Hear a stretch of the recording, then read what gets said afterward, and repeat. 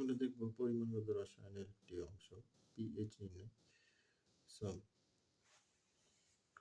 0.1 m HCl এর pH কত, pH নির্ণয় করতে হবে। সো এখানে আমরা দেখতে পাচ্ছি যদি HCl কে পানিতে দ্রবীভূত করা হয় তাহলে এটা আয়ন সৃষ্টি হবে,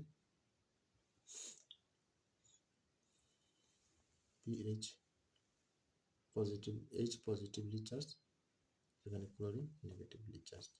এটা সম্পূর্ণ অংশ জুড়ে থাকবে।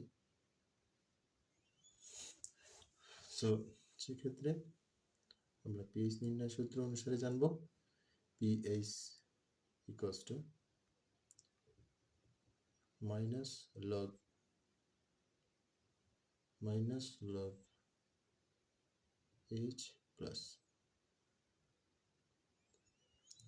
সো আমাদের এখানে H প্লাসের পরিমাণ আছে 0.1 m।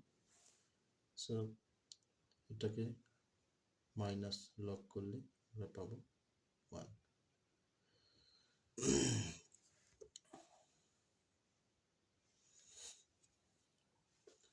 Answer